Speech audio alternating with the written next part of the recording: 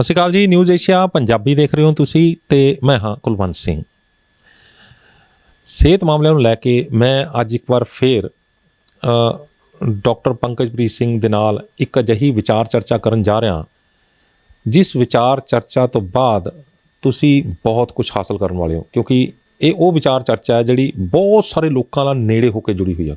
Blood pressure ਦੀ ਬਿਮਾਰੀ ਜਿਹੜੀ ਹੈ, ਪਰ ਬਲੱਡ ਪ੍ਰੈਸ਼ਰ ਦੀ ਬਿਮਾਰੀ ਡਾਕਟਰ ਪੰਕਜਪ੍ਰੀਤ ਸਿੰਘ ਜਿਹੜੇ ਕਿ ਫਿਜ਼ੀਓਥੈਰੇਪੀ ਦੇ ਮਾਹਰ ਨੇ, physiotherapy department Shri Guru Granth Sahib world university ਦੇ ਵਿੱਚ ਇੰਚਾਰਜ ਉੱਥੇ ਜਿਹੜੇ ਉੱਥੇ ਦੇ ਹੈੱਡ ਨੇ।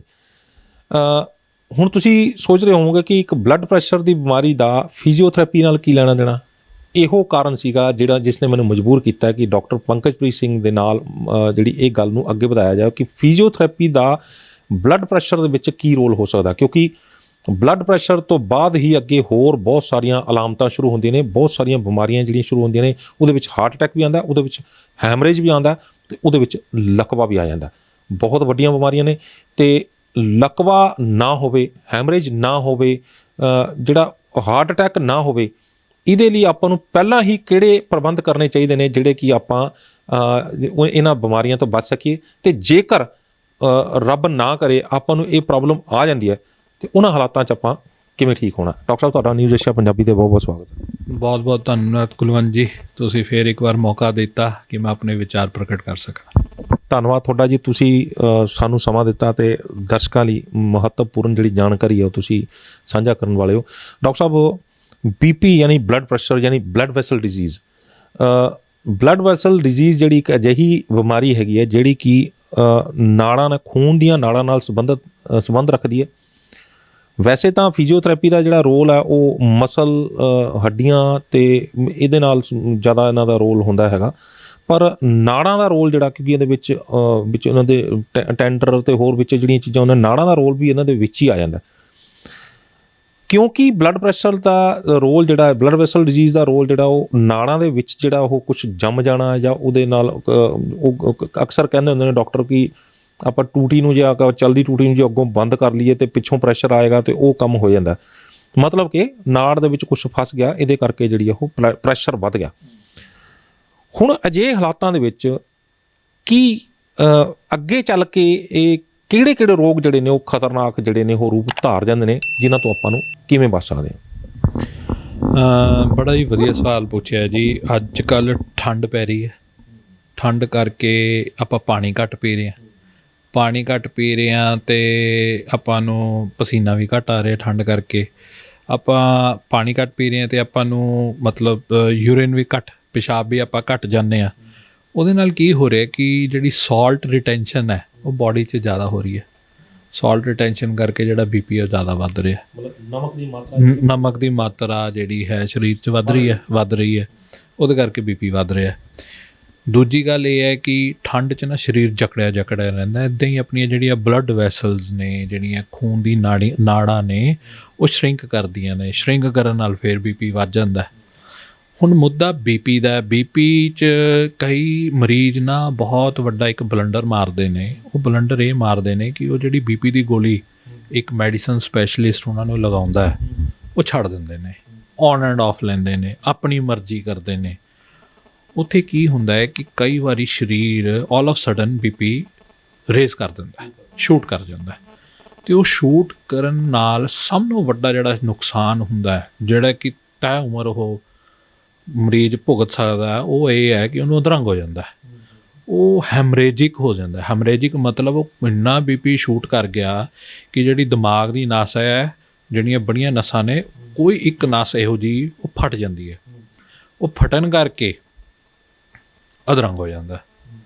ਹੁਣ ਅਧਰੰਗ ਉਹਦੇ 'ਚ ਹੁਣ ਗੱਲ ਇਹ ਹੈ ਕਿ ਨਸ ਕਿਹੜੀ ਫਟੀ, ਹਰ ਇੱਕ ਨਸ ਨੇ ਇੱਕ ਏਰੀਏ ਨੂੰ ਸਪਲਾਈ ਕਰਨਾ, ਅਤੇ ਆਪਣੇ ਦਿਮਾਗ ਰੱਬ ਨੇ ਇੰਨਾ ਵਧੀਆ ਬਣਾਇਆ ਹੈ ਕਿ ਜਿਵੇਂ ਪਲਾਟ ਵੰਡੇ ਹੋਏ ਨੇ, ਜਿਵੇਂ ਆਪਾਂ ਪਟਿਆਲਾ ਬੈਠੇ ਹਾਂ, ਪਤਾ ਹੈ ਕਿ ਆਹ ਅਰਬਨ ਸਟੇਟ ਹੈ ਨਾ, ਆਹ ਯੂਨੀਵਰਸਿਟੀ ਦਾ ਏਰੀਆ, ਪੰਜਾਬੀ ਯੂਨੀਵਰਸਿਟੀ ਦਾ ਏਰੀਆ, ਇਹ ਏਰੀਏ ਵੰਡੇ ਹੋਏ ਨੇ, ਠੀਕ ਹੈ।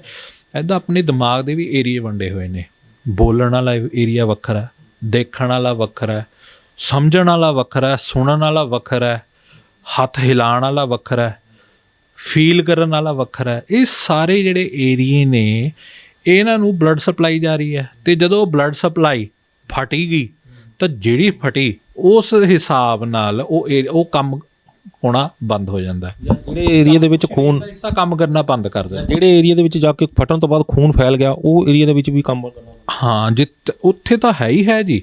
ਉੱਥੇ ਫਿਰ ਜਿਹੜੀ ਇਨਫਲਾਮੇਸ਼ਨ ਹੋ ਜਾਂਦੀ ਹੈ, ਉਹਦੇ ਕਰਕੇ ਆਲੇ ਦੁਆਲੇ, ਹੁਣ ਜਿਹੜਾ ਆਪਣਾ ਦਿਮਾਗ ਹੈ ਨਾ ਜੀ, ਪਨੀਰ ਵਰਗਾ, ਬਹੁਤ ਨਰਮ ਹੈ, ਤੇ ਜਦੋਂ ਉਹ ਅੰਦਰ ਖੂਨ ਦੀ ਲੀਕੇਜ ਹੋਣੀ ਸ਼ੁਰੂ ਹੋ ਗਈ ਤੇ ਉਹਨੇ ਆਲੇ ਦੁਆਲੇ ਪ੍ਰੈਸ਼ਰ, ਹੁਣ ਜਿਹੜਾ ਦਿਮਾਗ ਆ ਉਹ ਸਕਲ ਇੱਕ ਕੈਦ ਆ ਉਹਦੇ ਵਿੱਚ, ਉਹ ਖੂਨ ਕਿੱਥੇ ਨਿਕਲ ਨਹੀਂ ਸਕਦਾ। ਹੌਲੀ ਹੌਲੀ ਉਹ ਪ੍ਰੈਸ਼ਰ ਡਿਵੈਲਪ ਹੋਣਾ ਸ਼ੁਰੂ ਹੋ ਜਾਂਦਾ, ਹੋਰ ਏਰੀਆ ਡੈਮੇਜ ਹੋਣੇ ਸ਼ੁਰੂ ਹੋ ਜਾਂਦੇ ਨੇ। ਹੁਣ ਜਿਹੜਾ ਦਿਮਾਗ ਹੈ ਨਾ ਜੀ, ਇਹਨੂੰ ਦੋ ਚੀਜ਼ਾਂ ਬਹੁਤ ਜ਼ਰੂਰੀ ਚਾਹੀਦੀਆਂ ਨੇ। ਇੱਕ ਤਾਂ ਆਕਸੀਜਨ ਸਰਵਾਈਵ ਕਰਨ ਵਾਸਤੇ, ਇੱਕ ਗਲੂਕੋਜ਼। ਇਹਦੀ ਖੁਰਾਕ ਗਲੂਕੋਜ਼ ਹੈ ਤੇ ਆਕਸੀਜਨ ਹੈ। ਜਦੋਂ ਇਹ ਦੋਨੋਂ ਚੀਜ਼ਾਂ ਮਿਲਣੀਆਂ ਬੰਦ ਹੋ ਗਈਆਂ ਦਿਮਾਗ ਨੂੰ, ਉਹ ਟਿਸ਼ੂ ਜਿਹੜੇ ਉਹਦੇ ਸੈਲਸ ਨੇ ਉਹ ਮਰਨੇ ਸ਼ੁਰੂ ਹੋ ਜਾਣਗੇ। ਬਿਲਕੁਲ ਜੀ। ਜੇ ਆਪਾਂ ਨੂੰ ਹੋਰ ਰਿਫਾਈਨਡ ਤਰੀਕੇ ਨਾਲ ਗੱਲ ਕਰੀਏ ਤਾਂ ਜਿਹੜਾ ਬਲੱਡ ਹੈ, ਇਸੇ ਨੇ ਜਿਹੜਾ ਹੈਗਾ ਆਕਸੀਜਨ ਲਿਜਾਣੀ, ਇਸੇ ਨੇ ਗਲੂਕੋਜ਼ ਲਿਜਾਣਾ। ਬਲੱਡ ਸਪਲਾਈ ਘਟ ਗਈ ਤਾਂ ਸਮਝ ਲਓ ਫਿਰ ਉਹ ਅੰਗ ਜਿਹੜੇ ਨੇ ਉਹ ਕੰਮ ਕਰਨੇ ਘੱਟ ਕਰ ਜਾਣਗੇ। ਸੋ ਠੰਡ 'ਚ ਤਾਂ ਹੀ ਅਸੀਂ ਜਿੰਨੇ ਵੀ ਡਾਕਟਰਸ ਆ ਰਿਕਮੈਂਡ ਕਰਦੇ ਹਾਂ ਕਿ ਸਵੇਰੇ ਸਵੇਰੇ ਸੈਰ ਨਾ ਕਰੋ, ਕਿਉਂਕਿ ਇਹਨਾਂ ਦਿਨਾਂ 'ਚ ਹਾਰਟ ਅਟੈਕ ਤੇ ਬ੍ਰੇਨ ਅਟੈਕ ਹੋਣ ਦੇ ਚਾਂਸਸ ਵੱਧ ਜਾਂਦੇ ਨੇ। ਸੈਰ ਕਰਨਾ ਵੀ ਹੋ ਜਾਂਦਾ ਹੈ। ਅਰਲੀ ਮਾਰਨਿੰਗ 'ਚ ਅਗਰ ਤੁਸੀਂ ਸੈਰ ਕਰ ਰਹੇ ਹੋ, ਠੰਡ 'ਚ ਕਰ ਰਹੇ ਹੋ, ਤੇ ਖਾਸ ਕਰ ਸਰਦੀਆਂ 'ਚ ਅਸੀਂ ਪੇਸ਼ੈਂਟ ਨੂੰ ਕਹਿੰਦੇ ਹਾਂ ਕਿ ਧੁੱਪੇ ਕਰ ਲਓ, ਬਹੁਤ ਹੀ ਸਵੇਰੇ ਤੇ ਬਹੁਤ ਹੀ ਲੇਟ ਈਵਨਿੰਗ 'ਚ ਸੈਰ ਨਾ ਕਰੋ। ਕਿਹੜੇ ਪੇਸ਼ੈਂਟ ਨੂੰ, ਹੁਣ ਸਵਾਲ ਇੱਥੇ ਪੈਦਾ ਹੁੰਦਾ ਵੀ ਕਿਹੜੇ ਪੇਸ਼ੈਂਟਸ ਨੂੰ ਆਪਾਂ ਜਿਹੜਾ ਇਸ ਚੀਜ਼ ਦਾ ਡਰ ਜ਼ਿਆਦਾ ਰਹਿੰਦਾ। ਆਮ ਬੰਦਾ ਠੀਕ ਠਾਕ ਤੁਰਿਆ ਪਤਾ, ਉਹਨੂੰ ਤਾਂ ਕੋਈ ਪ੍ਰੋਬਲਮ ਹੋਣੀ ਨਹੀਂ। ਜਿਹੜੇ ਬੰਦੇ, ਕਿਹੜੇ ਇਹੋ ਜਿਹੇ ਬੰਦੇ ਜਿਨ੍ਹਾਂ ਨੂੰ ਇਹ ਪ੍ਰੀਕਾਸ਼ਨ ਲੈਣ ਦੀ ਗੱਲ, ਜਿਹੜੇ ਮਰੀਜ਼ ਆਲਰੇਡੀ ਡਾਇਗਨੋਜ਼ ਹੋ ਚੁੱਕੇ ਹੈ ਕਿ ਤੁਹਾਨੂੰ ਹਾਰਟ ਦੀ ਪ੍ਰੋਬਲਮ ਹੈ, ਬੀਪੀ ਦੀ ਪ੍ਰੋਬਲਮ ਹੈ, ਜਾਂ ਉਹਨਾਂ ਨੂੰ ਪਹਿਲੇ ਕਿੱਥੇ ਮਾਈਨਰ ਸਟ੍ਰੋਕ ਹੋਇਆ, ਮਤਲਬ ਮਾਈਨਰ ਕੋਈ ਬ੍ਰੇਨ ਅਟੈਕ ਹੋਇਆ ਹੈ ਨਾ, ਜਿਹਨੂੰ ਸੈਰੀਬਰੋ ਵਾਸਕੂਲਰ ਐਕਸੀਡੈਂਟ ਵੀ ਕਿਹਾ ਜਾਂਦਾ ਹੈ, ਜਾਂ ਆਪਾਂ ਲਕਵਾ ਕਹਿ ਦਿੰਦੇ ਹਾਂ ਜਾਂ ਅਧਰੰਗ ਕਹਿ ਦਿੰਦੇ ਹਾਂ, ਮਾਈਨਰ ਅਟੈਕ ਹੋਇਆ। ਸੋ ਉਹ ਬੰਦਿਆਂ ਨੂੰ ਬੜੇ ਕੌਸ਼ੀਅਸ ਰਹਿਣਾ ਚਾਹੀਦਾ ਹੈ, ਆਪਣੀ ਰੈਗੂਲਰ ਮੈਡੀਸਨ ਲੈਣੀ ਚਾਹੀਦੀ ਹੈ, ਟਾਈਮ ਟੂ ਟਾਈਮ ਇੱਕ ਫਿਜ਼ੀਸ਼ੀਅਨ ਨੂੰ ਜ਼ਰੂਰ ਚੈੱਕਅਪ ਕਰਾਉਣਾ ਚਾਹੀਦਾ ਹੈ। ਪਲੱਸ ਅਗਰ ਉਹਨੂੰ ਕੋਈ ਮੋਟਰ ਡਿਸੇਬਿਲਿਟੀ ਹੋ ਗਈ, ਉਹ ਤੁਰ ਫਿਰ ਨਹੀਂ ਸਕਦਾ, ਜਾਂ ਉਹਦੇ ਹੱਥ 'ਤੇ ਜਾਂ ਲੱਤ 'ਤੇ ਅਸਰ ਆ ਗਿਆ, ਤਾਂ ਉਹਦੇ 'ਚ ਫਿਜ਼ੀਓਥੈਰੇਪੀ ਦਾ ਬਹੁਤ ਵੱਡਾ ਰੋਲ ਹੈ। ਠੀਕ ਹੈ, ਸੋ ਮੇਰਾ ਫੀਲਡ ਫਿਜ਼ੀਓਥੈਰੇਪੀ ਹੈ ਤੇ ਮੈਂ ਇਸੇ 'ਤੇ ਹੀ ਗੱਲ ਕਰਾਂਗਾ। ਸੋ ਜਦੋਂ ਇੱਕ ਮਰੀਜ਼ ਨੂੰ ਅਧਰੰਗ ਹੁੰਦਾ, ਜਦੋਂ ਉਹਦਾ ਇੱਕ ਪਾਸਾ ਮਾਰਿਆ ਜਾਂਦਾ ਜਾਂ ਇਕੱਲੀ ਇੱਕ ਬਾਂਹ ਖੜ ਜਾਂਦੀ ਹੈ ਜਾਂ ਜੋ ਵੀ ਹੈ, ਸੋ ਉਸ ਕੇਸ 'ਚ ਫਿਜ਼ੀਓਥੈਰੇਪਿਸਟ ਦਾ ਬਹੁਤ ਵੱਡਾ ਰੋਲ ਹੈ।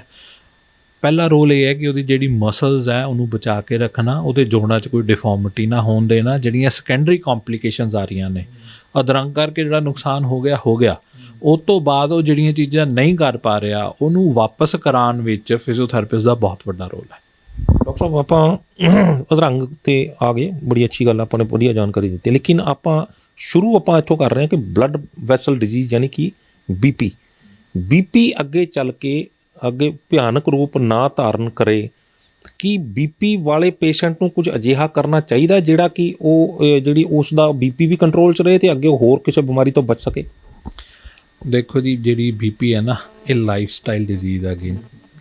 ਇਹਦੇ 'ਚ ਆਪਾਂ ਨੂੰ ਆਪਣੀ ਲਾਈਫ ਸਟਾਈਲ ਮੋਡੀਫਿਕੇਸ਼ਨ ਕਰਨੀ ਪੈਣੀ ਹੈ, ਥੋੜ੍ਹਾ ਖਾਣ ਪੀਣ 'ਤੇ ਕੰਟਰੋਲ ਕਰਨਾ ਪੈਣਾ, ਥੋੜ੍ਹੀਆਂ ਐਕਸਰਸਾਈਜ਼ਸ ਕਰਨੀਆਂ ਪੈਣੀਆਂ ਨੇ, ਆਪਣੀਆਂ ਮਾੜੀਆਂ ਆਦਤਾਂ ਸੁਧਾਰਨੀਆਂ ਪੈਣੀਆਂ। ਜੇ ਤੁਸੀਂ ਐਕਸੈਸਿਵ ਡਰਿੰਕ ਕਰ ਰਹੇ ਹੋ, ਅਲਕੋਹਲਿਕ ਹੋ, ਜੇ ਤੁਸੀਂ ਸਮੋਕਿੰਗ ਕਰ ਰਹੇ ਹੋ, ਕਰੋਨਿਕ ਸਿਗਰਟ ਸਮੋਕਰ ਹੋ ਤੁਸੀਂ, ਸੋ ਇਹ ਚੀਜ਼ਾਂ ਕਿਤੇ ਨਾ ਕਿਤੇ ਤੁਹਾਡੇ ਸਰੀਰ 'ਤੇ ਅਸਰ ਕਰ ਰਹੀਆਂ ਨੇ। ਕੋਈ ਐਕਸਰਸਾਈਜ਼ ਦਾ ਵੀ ਕੋਈ ਹੈਗਾ ਰੋਲ ਇਹਦੇ ਵਿੱਚ ਆਉਂਦਾ? ਦੇਖੋ, ਹੁਣ ਬੀਪੀ ਦਾ ਇੱਕ ਕਾਰਨ ਤਾਂ ਇਹ ਹੈ ਕਿ ਤੁਹਾਡੀ ਜਿਹੜੀ ਬਲੱਡ ਵੈਸਲਸ ਆ ਉਹਦੇ 'ਚ ਬਲੋਕੇਜ ਹੋ ਰਹੀ ਹੈ, ਉਹ ਪ੍ਰੈਸ਼ਰ ਵੱਧ ਰਿਹਾ ਹੈ ਨਾ। ਤੁਹਾਡੇ 'ਤੇ ਕੁਛ ਅੰਦਰ ਹਾਰਮੋਨਲ ਚੇਂਜਸ ਹੁੰਦੀਆਂ ਨੇ, ਤੁਹਾਡੇ ਵਰਕ ਪਲੇਸ 'ਤੇ ਬਹੁਤ ਸਟ੍ਰੈਸ ਹੈ। ਠੀਕ ਆ, ਕਰੋਨਾ ਕਰਕੇ ਕਈ ਬਿਜ਼ਨਸ ਠੱਪ ਹੋ ਗਏ ਤੇ ਸਟ੍ਰੈਸ ਹੋਇਆ ਤੇ ਕੁਛ ਹਾਰਮੋਨਲ ਚੇਂਜਸ ਹੋਈਆਂ, ਉਹਦੇ ਕਰਕੇ ਇਹ ਬੀਪੀ ਵੱਧ ਗਿਆ। ਸੋ ਤੁਹਾਡੀ ਫੈਮਿਲੀ ਲਾਈਫ ਠੀਕ ਨਹੀਂ ਹੈ, ਤੁਹਾਡਾ ਵਰਕ ਸਟੇਸ਼ਨ ਹੈ ਜਿੱਥੇ ਤੁਹਾਡਾ ਬੌਸ ਤੁਹਾਨੂੰ ਜ਼ਿਆਦਾ ਤੰਗ ਕਰ ਰਿਹਾ ਹੈ ਨਾ, ਜਾਂ ਤੁਹਾਡੀ ਰੋਜ਼ ਉੱਥੇ ਕਈ ਸੁਣੀ ਹੋ ਰਹੀ ਹੈ। ਅੱਜ ਕੱਲ੍ਹ ਕਰੋਨਾ ਕਰਕੇ ਇੰਨਾ ਬੁਰਾ ਹਾਲ ਹੈ ਕਿ ਕਈਆਂ ਥਾਵਾਂ 'ਤੇ ਤਨਖਾਹਾਂ ਨਹੀਂ ਮਿਲ ਰਹੀਆਂ ਹੈ ਨਾ। ਸੋ ਕਈ ਕਈ number of factors are there ਕਿ ਉਹ ਤੁਹਾਨੂੰ ਕਿਵੇਂ ਬਾਡੀ ਤੇ ਉਹਦੇ ਚੱਕਰ 'ਚ ਉਹ ਜਦੋਂ ਸਟ੍ਰੈਸ ਹੁੰਦਾ ਤੇ ਤੁਹਾਨੂੰ ਡਾਇਬਟੀਜ਼ ਵੀ ਹੋ ਰਹੀ ਹੈ, ਤੁਹਾਨੂੰ ਬੀਪੀ ਵੀ ਹੋ ਰਿਹਾ। ਸੋ ਨਾਨਕ ਦੁਖੀਆ ਸਭ ਸੰਸਾਰ। ਚਲੋ ਇਹ ਤਾਂ ਹੋ ਗਿਆ। ਹੁਣ ਆਪਾਂ ਮੰਨ ਲਓ ਵੀ ਇੱਕ ਬੀਪੀ ਦਾ ਪੇਸ਼ੈਂਟ ਹੈ, ਉਸ ਨੂੰ ਜਿਹੜਾ ਇੱਕ ਹਾਰਟ ਦੀ ਪ੍ਰੋਬਲਮ ਆ ਗਈ, ਉਹਨੂੰ ਅੱਗੇ ਚੱਲ ਕੇ ਹਾਰਟ ਦੀ ਪ੍ਰੋਬਲਮ ਆ ਗਈ, ਹਾਰਟ ਦਾ ਮਾਈਨਰ ਸਟ੍ਰੋਕ ਵੀ ਆ ਗਿਆ ਜਾਂ ਕੁਛ ਇਸ ਤਰ੍ਹਾਂ ਦੀ ਗੱਲ ਆ ਗਈ ਜਿਹਦੇ ਨਾਲ ਉਹਨੂੰ ਹਾਰਟ ਜਿਹੜਾ ਉਹਦਾ ਵੀਕ ਹੋ ਗਿਆ। ਕੀ ਇਹਦੇ 'ਚ ਫਿਜ਼ੀਓਥੈਰੇਪੀ ਦਾ ਰੋਲ ਹੈਗਾ? ਦੇਖੋ ਫਿਜ਼ੀਓਥੈਰੇਪੀ 'ਚ ਨਾ ਹੁਣ ਸਪੈਸ਼ਲਾਈਜੇਸ਼ਨ ਆ ਗਈ।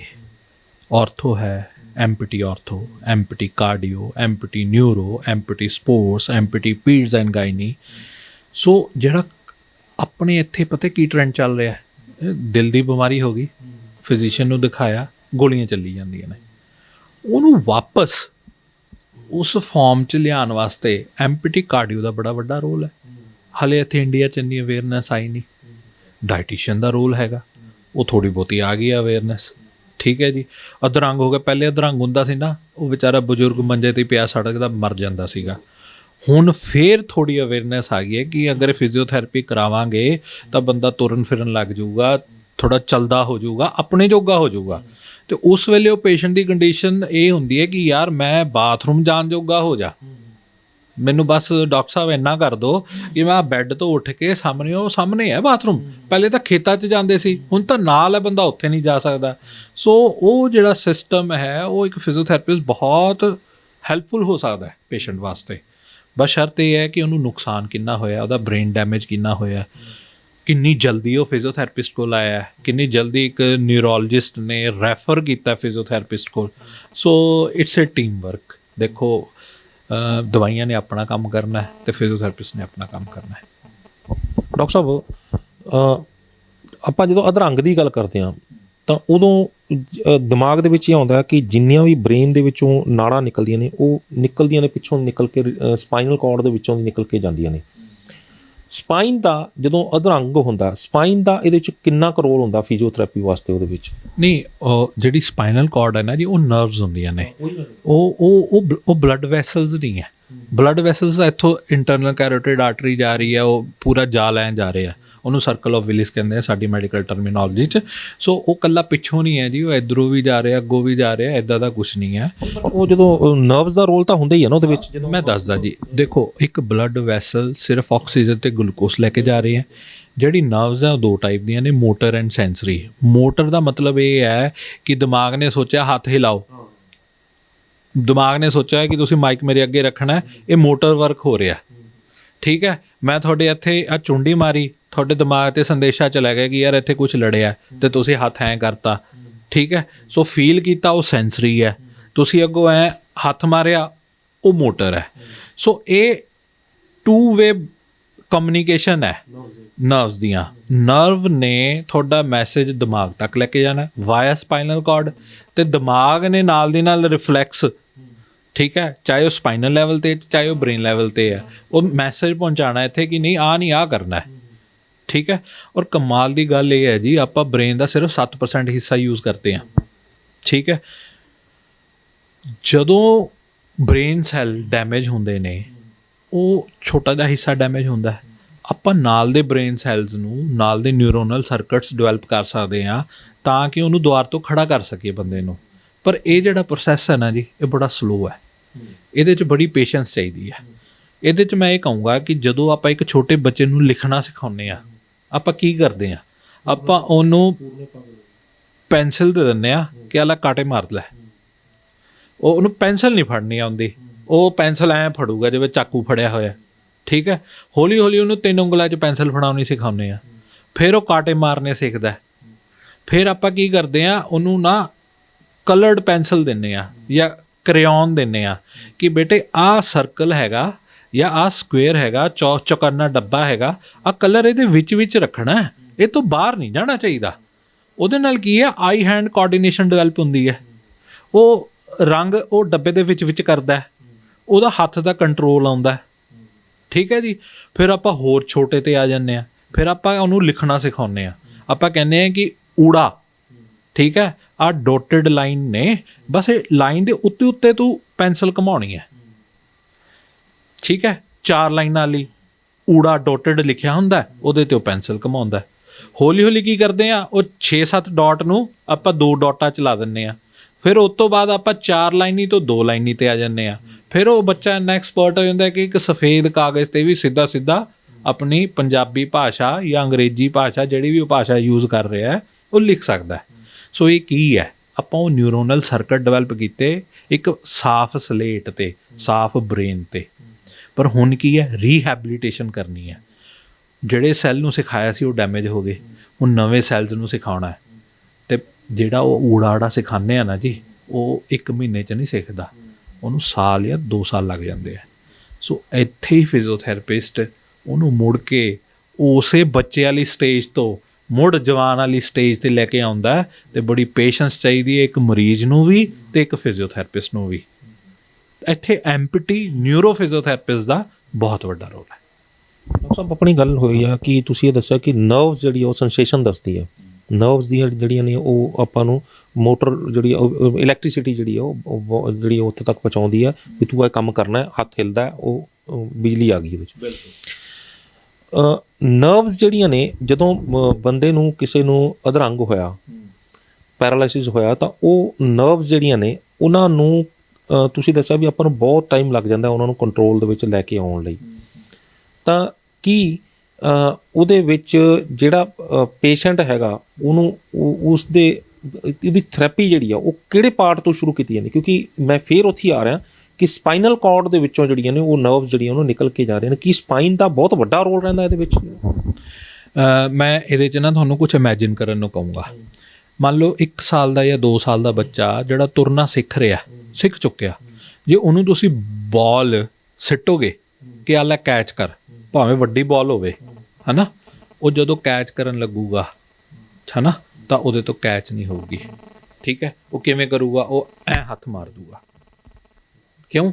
ਕਿਉਂਕਿ ਬ੍ਰੇਨ ਨੇ ਮੈਸੇਜ ਤਾਂ ਦਿੱਤਾ ਕਿ ਆ ਕੈਚ ਕਰਨੀ ਹੈ, ਪਰ ਜਿਹੜੀ ਸਪੀਡ ਨਾਲ ਕਰਨੀ ਹੈ, ਠੀਕ ਹੈ, ਕਿਵੇਂ ਫੜਨਾ ਉਹ ਉਹਨੂੰ ਨਹੀਂ ਪਤਾ। ਫਿਰ ਆਪਾਂ ਉਹਨੂੰ ਪ੍ਰੈਕਟਿਸ ਕਰਾਉਂਦੇ ਹਾਂ। ਚਾਹੇ ਕ੍ਰਿਕਟ ਪਲੇਅਰ ਵੀ ਹੈ, ਉਹ ਵੀ ਬੋਲਿੰਗ ਦੀ ਵਾਰ-ਵਾਰ ਪ੍ਰੈਕਟਿਸ ਕਰਦਾ ਕਿ ਮੈਂ ਪਰਟੀਕੂਲਰ ਪੁਆਇੰਟ 'ਤੇ ਬਾਲ ਸਿੱਟਣੀ ਹੈ। ਉਹ ਸਰਕਟ ਡਿਵੈਲਪ ਹੋ ਰਿਹਾ ਕਿ ਉਹ ਰਿਫਲੈਕਸ ਬਣ ਜੇ। ਪਹਿਲੇ ਬੱਚਾ ਤੁਰਨਾ ਬਹੁਤ ਔਖਾ ਸਿੱਖਦਾ, ਠੀਕ ਹੈ, ਫਿਰ ਉਹ ਤੁਰਨਾ ਇਹੋ ਜਿਹਾ ਕੰਮ ਹੋ ਜਾਂਦਾ ਕਿ ਤੁਰਦੇ ਤੁਰਦੇ ਤੁਸੀਂ ਫੋਨ 'ਤੇ ਵੀ ਗੱਲ ਕਰ ਰਹੇ ਹੋ, ਤੁਸੀਂ ਕਾਰ ਵੀ ਚਲਾ ਰਹੇ ਹੋ, ਤੁਸੀਂ ਬਹੁਤ ਕੁਝ ਕਰ ਰਹੇ ਹੋ ਤੁਰਦੇ ਤੁਰਦੇ। ਉਹ ਤੁਹਾਡੀ ਪ੍ਰੋਗਰਾਮਿੰਗ ਹੋ ਗਈ। ਨਿਊਰੋ ਫਿਜ਼ੀਓਥੈਰੇਪਿਸਟ ਨੇ ਦੁਬਾਰਾ ਤੋਂ ਪ੍ਰੋਗਰਾਮਿੰਗ ਕਰਾਉਣੀ ਹੈ, ਪਰ ਔਖਾ ਕੰਮ ਇਸ ਲਈ ਹੈ ਕਿਉਂਕਿ ਉਹ ਸਲੇਟ ਹੁਣ ਸਾਫ਼ ਨਹੀਂ ਹੈ, ਪੁਰਾਣਾ ਮਿਟੇ ਕੇ ਨਵਾਂ ਲਿਖਣਾ। ਠੀਕ ਹੈ, ਸੋ ਉਹਦੇ ਵਾਸਤੇ ਜਿਹੜਾ ਕੰਮ ਮਰੀਜ਼ ਨਹੀਂ ਕਰ ਪਾ ਰਿਹਾ, ਅਸੀਂ ਉਹਨੂੰ ਧਿਆਨ ਨਾਲ ਅਸੈਸ ਕਰਨਾ, ਕਿਉਂ ਨਹੀਂ ਕਰ ਪਾ ਰਿਹਾ, ਕੀ ਕਾਰਨ ਹੈ, ਫਿਰ ਉਹਨੂੰ ਉਹ ਪ੍ਰੋਬਲਮ ਨੂੰ ਸੋਲਵ ਕਰਦੇ ਹੋਏ ਜੁਆਇੰਟ ਲੈਵਲ 'ਤੇ, ਮਸਲ ਲੈਵਲ 'ਤੇ, ਠੀਕ ਹੈ, ਬਿਨਾਂ ਕੋਈ ਦਵਾਈ ਦੇ। ਅਸੀਂ ਕੋਈ ਦਵਾਈ ਨਹੀਂ ਦੇਣੀ, ਅਸੀਂ ਸਿਰਫ ਉਹਨੂੰ ਐਕਸਰਸਾਈਜ਼ ਕਰਾਉਣੀ ਹੈ, ਇਸ ਤਰੀਕੇ ਕਰਾਉਣੀ ਹੈ ਕਿ ਉਹਦਾ ਜਿਹੜਾ ਉਹ ਨਿਊਰੋਨਲ ਸਰਕਟ ਹੈ ਸਹੀ ਐਕਸਰਸਾਈਜ਼ ਦਾ ਉਹ ਡਿਵੈਲਪ ਹੋ ਜੇ ਅਤੇ ਹੌਲੀ ਹੌਲੀ ਉਹ ਆਪਣਾ ਕੰਮ ਆਪ ਕਰਨ ਲੱਗ ਜਾਏ। ਮਤਲਬ ਜਿਹੜਾ ਆਪਾਂ ਅਧਰੰਗ ਯਾਨੀ ਪੈਰਾਲਾਈਸਿਸ ਹੈ ਉਹ ਇੱਕ ਸਾਈਡ ਮਾਰੀ ਜਾਂਦੀ ਬੰਦੇ ਦੀ, ਅਕਸਰ ਹੁੰਦਾ ਇੱਕ ਸਾਈਡ, ਜਾਂ ਖੱਬੀ ਜਾਂ ਸੱਜੀ, ਇੱਕ ਸਾਈਡ ਬੰਦੇ ਦੀ ਕੰਮ ਕਰ ਰਹੀ ਹੈ। ਹੁਣ ਅਜਿਹੇ ਹਾਲਾਤਾਂ ਦੇ ਵਿੱਚ ਮਤਲਬ ਇੱਕ ਸਾਈਡ ਤੋਂ ਉਹਦੀ ਕੰਮ ਕਰ ਰਹੀ ਹੈ, ਅਤੇ ਕਿਸ ਤਰੀਕੇ ਦੇ ਨਾਲ ਉਹਨੂੰ ਕਿਹੜੀ ਫਿਜ਼ੀਕਲ ਐਕਟੀਵਿਟੀਜ਼ ਤੋਂ ਸਟਾਰਟ ਕਰਕੇ, ਕਿਉਂਕਿ ਇਹ ਤਾਂ ਬੜਾ ਪੇਸ਼ੈਂਸ ਵਾਲਾ ਕੰਮ ਹੈ। ਇਹਦੇ ਵਿੱਚ ਬਹੁਤ ਸਾਰੇ ਜਿਹੜੇ ਉਹ ਲੋਕੀ ਨੇ ਉਹ ਹਾਰ ਜਾਂਦੇ ਨੇ ਜੀ, ਫਾਇਦਾ ਤਾਂ ਹੋਇਆ ਨਹੀਂ ਰਿਹਾ ਜੀ, ਕੁਛ ਹੁੰਦਾ ਨਹੀਂ।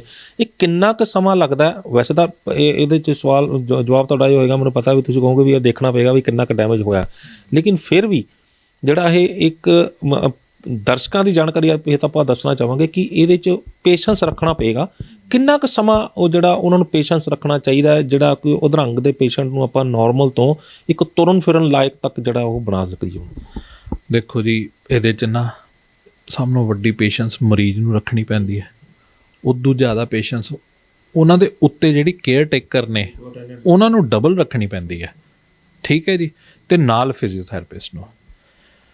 ਹੁਣ ਜਦੋਂ ਤਾਂ ਇੰਪਰੂਵਮੈਂਟ ਦਿਖਣੀ ਸ਼ੁਰੂ ਹੋ ਜਾਏ ਫਿਰ ਬੰਦਾ ਪੇਸ਼ੈਂਸ ਰੱਖ ਲੈਂਦਾ, ਚਾਹੇ ਉਹ ਛੋਟੀ ਜਿਹੀ ਕਿਉਂ ਨਾ ਹੋਵੇ। ਠੀਕ ਹੈ, ਅਤੇ ਜੇ ਇੰਪਰੂਵਮੈਂਟ ਆਵੇ ਹੀ ਨਾ ਫਿਰ ਔਖਾ ਕੰਮ ਹੈ। ਠੀਕ ਹੈ, ਫਿਰ ਫਿਜ਼ੀਓਥੈਰੇਪਿਸਟ ਵਾਸਤੇ ਵੀ ਔਖਾ ਹੈ, ਪੇਸ਼ੈਂਟ ਵਾਸਤੇ ਵੀ ਔਖਾ ਹੈ, ਅਤੇ ਕੇਅਰ ਟੇਕਰ ਵਾਸਤੇ ਵੀ ਔਖਾ ਹੈ। ਠੀਕ ਹੈ, ਪਰ ਇਹਦੇ 'ਚ ਮੈਂ ਇਹੀ ਕਹਾਂਗਾ ਕਿ 6 ਮਹੀਨੇ ਤੋਂ ਸਾਲ ਦੇ ਵਿੱਚ ਮੈਕਸਿਮਮ ਰਿਕਵਰੀ ਆ ਜਾਂਦੀ ਹੈ ਜੀ। ਕਿੰਨੀ ਦੇਰ ਬਾਅਦ ਰਿਕਵਰੀ ਦਿਖਣੀ ਸ਼ੁਰੂ ਹੋ ਜਾਂਦੀ? ਕਿਉਂਕਿ ਉਨੀ ਦੇਰ ਤਾਂ ਆਪਾਂ ਨੇ ਬੰਦਿਆਂ ਨੂੰ ਸਬਰ ਕਰਾਉਣਾ ਹੈ। ਜਿਹੜਾ ਦੇਖ ਰਿਹਾ ਉਹਨੂੰ ਇਹ ਕਹਿਣਾ ਵੀ ਇੰਨਾ ਟਾਈਮ ਲੱਗੇਗਾ, ਹਾਰੋ ਨਾ ਹਿੰਮਤ। ਉਹਨਾਂ ਨੂੰ ਸਬਰ ਕਰਾਉਣਾ ਹੈ ਵੀ ਯਾਰ ਜਿਵੇਂ ਮੰਨ ਲਓ ਵੀ ਸ਼ੁਰੂ ਕੀਤੀ ਆਪਾਂ ਨੇ, ਉਹਦੀ ਫਿਜ਼ੀਓਥੈਰੇਪੀ ਸਟਾਰਟ ਕੀਤੀ, ਉਹ 10 ਦਿਨ 15 ਦਿਨ 20 ਦਿਨ 25 ਦਿਨ ਬਾਅਦ ਉਹ ਹਾਰ ਜਾਏਗਾ, ਨਹੀਂ ਯਾਰ ਫਾਇਦਾ ਤਾਂ ਕੋਈ ਹੋ ਨਹੀਂ ਰਿਹਾ, ਲੇਕਿਨ ਉਹਦੇ ਵਿੱਚੋਂ ਅੰਦਰੋਂ ਰਿਕਵਰੀ ਹੋ ਰਹੀ ਹੈ। ਆਪਾਂ ਕਿੰਨਾ ਸਮਾਂ? ਦੇਖੋ ਜੀ, ਜਦੋਂ ਕਿਸੇ ਨੂੰ ਅਧਰੰਗ ਹੁੰਦਾ ਨਾ, ਇੱਕ ਪਾਸਾ ਮਾਰਿਆ ਜਾਂਦਾ ਹੈ, ਉਹਦੇ ਵਾਸਤੇ ਸਭ ਤੋਂ ਪਹਿਲਾਂ ਔਖਾ ਕੰਮ ਪਤਾ ਕੀ ਹੁੰਦਾ ਹੈ? ਉਹ ਉੱਠ ਕੇ ਬੈਠ ਨਹੀਂ ਸਕਦਾ।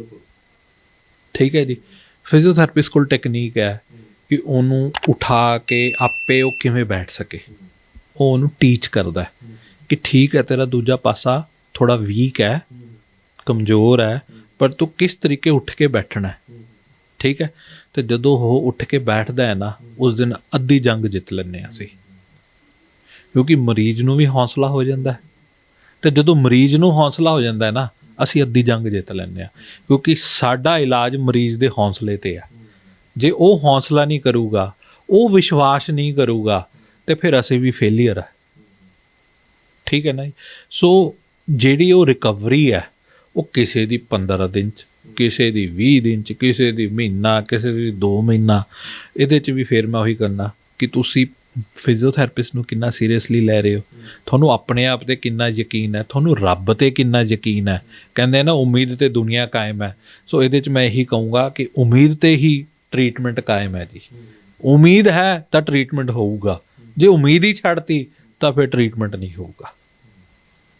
ਚਲੋ, ਇਹ ਤਾਂ ਆਪਾਂ ਕੀਤੀ ਆ ਅਧਰੰਗ ਦੀ ਗੱਲ। ਅਧਰੰਗ ਦੀ ਗੱਲ ਦੇ ਨਾਲ ਨਾਲ ਹੁਣ ਆਪਾਂ ਜਿਹੜਾ ਹਾਰਟ ਅਟੈਕ ਦੇ ਵਿੱਚ ਜਿਹੜੇ ਪੇਸ਼ੈਂਟ ਜਿਨ੍ਹਾਂ ਨੂੰ ਹਾਰਟ ਅਟੈਕ ਹੋ ਗਿਆ, ਉਹਨਾਂ ਦੇ ਉੱਤੇ ਵੀ ਜੇਕਰ ਗੱਲ ਕੀਤੀ ਜਾਵੇ, ਕਿਉਂਕਿ ਬਹੁਤ ਸਾਰੇ ਪੇਸ਼ੈਂਟ ਜਿਹੜੇ ਅਜਿਹੇ ਨੇ ਜਿਹੜੇ ਹਾਰਟ ਅਟੈਕ ਹੋ ਜਾਂਦਾ, ਜਿਨ੍ਹਾਂ ਨੂੰ ਹਾਰਟ ਅਟੈਕ ਤੋਂ ਬਾਅਦ ਤਾਂ ਅਕਸਰ ਇਹ ਕਿਹਾ ਜਾਂਦਾ ਵੀ ਐਕਸਰਸਾਈਜ਼ ਨਾ ਕੀਤੀ ਜਾਵੇ, ਪਰ ਕੀ ਉਹਦੇ ਵਿੱਚ ਵੀ ਫਿਜ਼ੀਓਥੈਰੇਪੀ ਦਾ ਰੋਲ ਹੁੰਦਾ?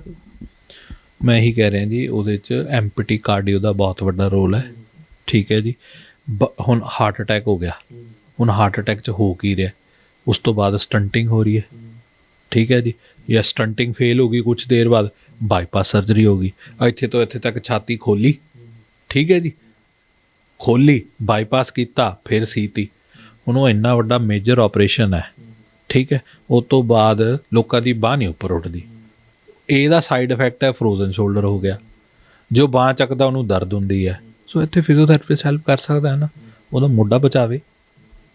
ਜਿਹੜੀਆਂ ਸੈਕੰਡਰੀ ਕੰਪਲੀਕੇਸ਼ਨਸ ਆ ਰਹੀਆਂ ਨੇ ਕਾਫੀ ਹੱਦ ਤੱਕ, ਉੱਥੇ ਫਿਜ਼ੀਓਥੈਰੇਪਿਸਟ ਦਾ ਰੋਲ ਹੈਗਾ, ਨੰਬਰ 1। ਨੰਬਰ 2, ਹੁਣ ਦੇਖੋ ਸਟੇਜਿਸ ਹੈ ਹਰ ਚੀਜ਼ ਦੀਆਂ। ਆਹ ਨੁਕਸਾਨ ਹੋ ਗਿਆ, ਇਹ ਅੱਗੇ ਹੋਰ ਨਾ ਵਧੇ, ਇਹਨੂੰ ਕਿਵੇਂ ਰੋਕਿਆ ਜਾ ਸਕਦਾ ਹੈ? Again life style modification, exercise, dietary habits, ਤੁਹਾਡੀ ਆਪਣੀ ਰੂਟੀਨ, ਇਹ ਚੀਜ਼ਾਂ ਦਾ ਕੰਟਰੋਲ ਚਾਹੀਦਾ ਹੈ। ਠੀਕ ਹੈ। ਜਿਹੜੀਆਂ ਅਧਰੰਗ ਜਿਹੜੇ ਹੁੰਦਾ, ਇਹ ਕਿਹੜੀ ਉਮਰ ਦੇ ਲੋਕਾਂ ਨੂੰ ਜ਼ਿਆਦਾ ਹੁੰਦਾ? ਕਿਉਂਕਿ ਅੱਜ ਕੱਲ੍ਹ ਦਾ ਲਾਈਫ ਸਟਾਈਲ ਇਸ ਤਰ੍ਹਾਂ ਦਾ ਹੋ ਗਿਆ ਕਿ ਜਿਹੜਾ ਉਹ ਕੁਛ ਵੀ ਪ੍ਰੈਡਿਕਟ ਕਰਨਾ ਬੜਾ ਔਖਾ ਜਿਹਾ ਲੱਗਦਾ। ਪਰ ਫਿਰ ਵੀ ਅਗਰ ਆਪਾਂ ਦੇਖਿਆ ਜਾਵੇ, ਮੈਡੀਕਲ ਟਰਮਨੋਲੋਜੀ ਦੀ ਅਗਰ ਗੱਲ ਕੀਤੀ ਜਾਵੇ, ਤਾਂ ਕਿਹੜੀ ਉਮਰ ਦੇ ਲੋਕਾਂ ਨੂੰ ਇਹ ਵੱਧ ਹੁੰਦਾ?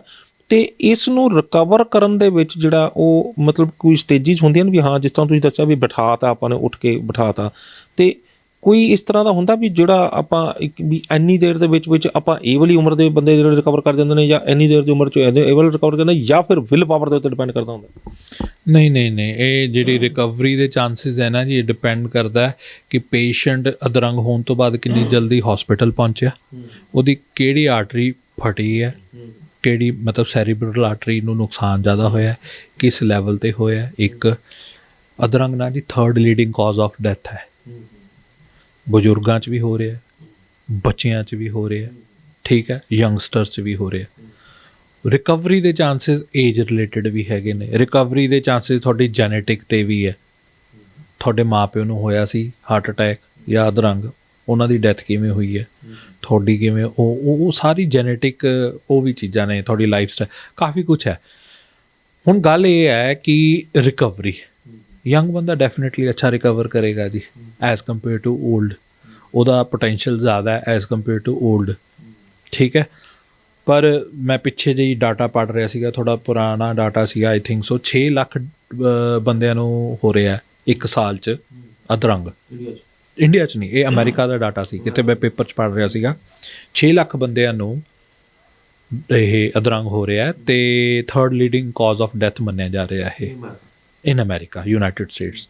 ਸੋ ਇਹ ਅਗਰ ਉੱਥੇ ਦਾ ਇਹ ਹਾਲ ਹੈ ਤੇ ਆਪਣੀ ਆਬਾਦੀ ਕਿੰਨੀ ਹੈ, ਆਪਣੇ ਵੀ ਮੇਰੇ ਖਿਆਲ ਇਹੀ ਹੋਊਗਾ। ਹੁਣ ਪਿੱਛੇ ਜੇ ਕੋਈ ਏਮਸ ਨੇ ਪ੍ਰੋਪਰ ਗਾਈਡਲਾਈਨਸ ਕੱਢੀਆਂ ਨੇ ਸਟ੍ਰੋਕ ਦੀਆਂ ਕਿ ਅਧਰੰਗ ਵਾਲੇ ਮਰੀਜ਼ਾਂ ਨੂੰ ਕਿਵੇਂ ਹੈਂਡਲ ਕਰਨਾ ਹੈ, ਕਿਹੜੀਆਂ ਦਵਾਈਆਂ ਦੇਣੀਆਂ। ਫਿਜ਼ੀਓਥੈਰੇਪੀ ਦਾ ਪਹਿਲੀ ਵਾਰ ਇੰਕਲੂਡ ਕੀਤਾ ਗਿਆ ਕਿ ਫਿਜ਼ੀਓਥੈਰੇਪੀ ਦਾ ਕੀ ਰੋਲ ਹੈ ਅਧਰੰਗ 'ਚ। ਅੱਜ ਤੱਕ ਫਿਜ਼ੀਓਥੈਰੇਪੀ ਦੇ ਬਾਰੇ ਪਤਾ ਹੀ ਨਹੀਂ ਸੀਗਾ। ਸੋ ਜ਼ਿਆਦਾ ਪੁਰਾਣੀ ਗੱਲ ਨਹੀਂ ਹੈ, 1-2 ਸਾਲ ਪੁਰਾਣੀ ਗੱਲ ਹੈ, ਨਵੀਂ ਗਾਈਡਲਾਈਨਸ ਆਈਆਂ ਸੀਗੀਆਂ। ਸੋ ਮੈਨੂੰ ਉਮੀਦ ਹੈ ਕਿ ਸਰਕਾਰਾਂ ਫਿਜ਼ੀਓਥੈਰੇਪਿਸਟ ਨੂੰ ਪ੍ਰੋਪਰ ਆਇਡੈਂਟੀ ਦੇਣਗੇ, ਉਹਨਾਂ ਨੂੰ ਕੰਮ ਕਰਨ ਦਾ ਮੌਕਾ ਦੇਣਗੇ। ਹਾਲੇ ਤੱਕ ਨਹੀਂ ਦਿੱਤੀਆਂ ਜਾ ਰਹੀਆਂ। ਡਾਕਟਰ ਸਾਹਿਬ ਕੁਛ ਇਸ ਤਰ੍ਹਾਂ ਦਾ ਹੁੰਦਾ ਕਿ ਕਿਹੜੇ ਪੇਸ਼ੈਂਟ, ਤੁਹਾਡਾ ਹੁਣ ਤੱਕ ਦਾ ਜਿਹੜਾ ਤਜਰਬਾ ਰਿਹਾ, ਕਿਹੜੇ ਪੇਸ਼ੈਂਟ ਜਿਹੜੇ ਅਧਰੰਗ ਦੇ ਰਿਕਵਰ ਕਰਨ ਲੱਗਿਆ ਬਹੁਤ ਜ਼ਿਆਦਾ ਟਾਈਮ ਲਾ ਦਿੰਦੇ ਨੇ? ਮਤਲਬ ਜਿਹੜਾ ਕੀ ਵਿਲ ਪਾਵਰ ਜਾਂ ਕੀ ਉਹਨਾਂ ਦੀ ਡੈਮੇਜ ਜਾਂ ਫਿਰ ਉਹਨਾਂ ਦਾ ਜਿਹੜਾ ਉਹਨਾਂ ਦੀ ਸਪੋਰਟ ਜਿਹੜੀ ਮਿਲਦੀ ਆ, ਉਹ ਤਿੰਨਾਂ ਚੋਂ ਕਿਹੜੇ ਪੇਸ਼ੈਂਟ ਜਿਹੜੇ ਆ ਰਿਕਵਰ ਕਰਨ 'ਚ ਬਹੁਤ ਤੰਗ ਕਰਦੇ ਨੇ? ਓਲਡ ਕੇਸਿਸ ਉਹ ਥੋੜ੍ਹੇ ਪ੍ਰੋਬਲਮ ਆਉਂਦੀ ਹੈ। ਕਈ ਵਾਰ ਕੀ ਹੁੰਦਾ ਜੀ, ਉਹ ਏਰੀਆ ਡੈਮੇਜ ਹੋ ਜਾਂਦਾ ਹੈ ਜਿਹੜਾ ਕਿ ਸੁਣਨ ਜਾਂ ਸਮਝਣ ਵਾਲਾ ਹੁੰਦਾ ਹੈ। ਹੁਣ ਜਦੋਂ ਅਸੀਂ ਪੇਸ਼ੈਂਟ ਨੂੰ ਕੁਝ ਸਮਝਾਉਣਾ ਹੁੰਦਾ ਹੈ, ਉਹ ਸਮਝ ਹੀ ਨਹੀਂ ਪਾ ਰਿਹਾ, ਉੱਥੇ ਰਿਕਵਰੀ ਦੇ ਚਾਂਸਸ ਘੱਟ ਜਾਂਦੇ ਨੇ। ਠੀਕ ਹੈ, ਉਹਨੂੰ ਅਸੀਂ ਏਫੇਜ਼ੀਆ ਕਹਿ ਦਿੰਦੇ ਹਾਂ, ਵਰਨੀਕੇਜ਼ ਏਫੇਜ਼ੀਆ। ਇਹਦੇ 'ਚ ਇਹ ਹੁੰਦਾ ਹੈ ਕਿ ਅਸੀਂ ਬੋਲਦੇ ਹਾਂ, ਅਸੀਂ ਕੁਝ ਬੋਲਦੇ ਹਾਂ, ਉਹ ਕੁਝ ਹੋਰ ਸਮਝ ਲੈਂਦਾ। ਇੱਕ ਬਰੋਕਾਜ਼ ਏਫੇਜ਼ੀਆ ਹੁੰਦਾ, ਉਹ ਸੁਣ ਰਿਹਾ, ਸਮਝ ਰਿਹਾ, ਪਰ ਐਕਸਪ੍ਰੈਸ ਨਹੀਂ ਕਰ ਪਾ ਰਿਹਾ। ਠੀਕ ਹੈ, ਉਹ ਕਿਉਂਕਿ ਉਹਦਾ ਬ੍ਰੇਨ ਆ, ਉਹਨੂੰ ਰਿਸਪੌਂਡ ਨਹੀਂ ਕਰਨ, ਉਹਨੂੰ ਰਿਸਪੌਂਡ ਕਰਨਾ ਨਹੀਂ ਆ ਰਿਹਾ ਕਿ ਮੈਂ ਕਿਵੇਂ ਬੋਲਾਂ। ਠੀਕ ਹੈ, ਸੋ ਇਹੋ ਜਿਹੇ ਪੇਸ਼ੈਂਟ ਜਿਹੜੇ ਹੈਗੇ ਨੇ, ਚਾਹੇ ਉਹ ਯੰਗਸਟਰ ਹੈ, ਚਾਹੇ ਉਹ ਮਿਡਲ ਏਜ ਦੇ ਹੈ, ਚਾਹੇ ਓਲਡ ਏਜ ਦੇ ਹੈ, ਉਹ ਰਿਕਵਰੀ ਬਹੁਤ ਔਖੀ ਕਰਦੇ ਨੇ। ਉਹ ਗੱਲ ਉਹੀ ਆ ਗਈ ਨਾ ਕਿ ਕਿਹੜਾ ਏਰੀਆ ਡੈਮੇਜ ਹੋਇਆ। ਜੇ ਕਿਸੇ ਦੀ ਬਾਂਹ ਡੈਮੇਜ ਹੋਈ ਹੈ ਇਕੱਲੀ, ਜਲਦੀ ਰਿਕਵਰ ਕਰ ਜਾਂਦਾ। ਕਈ ਵਾਰੀ ਏਰੀਆ ਕਿਹੜਾ ਡੈਮੇਜ ਹੋਇਆ, ਕਿੰਨਾ ਡੈਮੇਜ ਹੋਇਆ। ਵਿਲ ਪਾਵਰ ਡੈਫੀਨੇਟਲੀ ਬਹੁਤ ਰੋਲ ਅਦਾ ਕਰਦੀ ਹੈ ਉਹਦੇ। ਜੇ ਉਹਨੂੰ ਵਿਸ਼ਵਾਸ ਹੈ ਕਿ ਮੈਂ ਠੀਕ ਹੋ ਜਾਊਂਗਾ, ਕਰ ਜਾਂਦੇ ਨੇ। ਕੈਂਸਰ ਤੋਂ ਬੰਦੇ ਨਿਕਲ ਕੇ ਆਏ ਆ, ਤੁਸੀਂ ਦੇਖਿਆ ਹੀ ਹੈ। ਸੋ ਮੈਡੀਕਲ ਸਾਇੰਸ ਬਹੁਤ ਤਰੱਕੀ ਕਰ ਗਈ ਹੈ, ਟੀਮ ਵਰਕ ਹੋਣ ਲੱਗ ਗਿਆ। ਪ੍ਰਾਈਵੇਟ ਸੈਕਟਰਸ ਦੇਖੋ, ਕਿੰਨੇ ਵੱਡੇ ਵੱਡੇ ਹੌਸਪੀਟਲਸ ਆ ਗਏ ਨੇ, ਪਰ ਹਰ ਇੱਕ ਗਰੀਬ ਬੰਦਾ ਅਫੋਰਡ ਨਹੀਂ ਕਰ ਸਕਦਾ, ਫਿਜ਼ੀਓਥੈਰੇਪੀ ਨਹੀਂ ਅਫੋਰਡ ਕਰ ਸਕਦਾ। ਬੜਾ ਲੰਬਾ ਟਰੀਟਮੈਂਟ ਚੱਲਦਾ।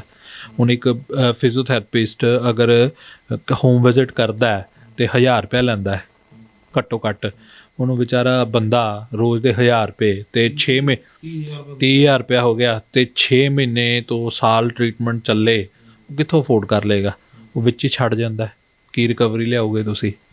ਸੋ ਇੱਥੇ ਮੈਂ ਸਰਕਾਰਾਂ ਨੂੰ ਬੇਨਤੀ ਕਰੂੰਗਾ ਕਿ ਫਿਜ਼ੀਓਥੈਰੇਪੀ ਬਹੁਤ ਅੱਛਾ ਪ੍ਰੋਫੈਸ਼ਨ ਹੈ, ਇਹਨੂੰ ਰਿਕੋਗਨਾਈਜ਼ ਕਰੋ, ਇਹਨੂੰ ਮੌਕਾ ਦਿਓ ਤਾਂ ਕਿ ਲੋਕਾਂ ਦੀ ਸਹਾਇਤਾ ਕਰ ਸਕਣ। ਅਤੇ ਇਹ ਐਜੂਕੇਸ਼ਨ ਅਤੇ ਹੈਲਥ ਸਰਕਾਰਾਂ ਦਾ ਰੋਲ ਹੈ ਜੀ, ਇਹ ਪ੍ਰੋਵਾਈਡ ਕਰਨੀ ਚਾਹੀਦੀ ਹੈ।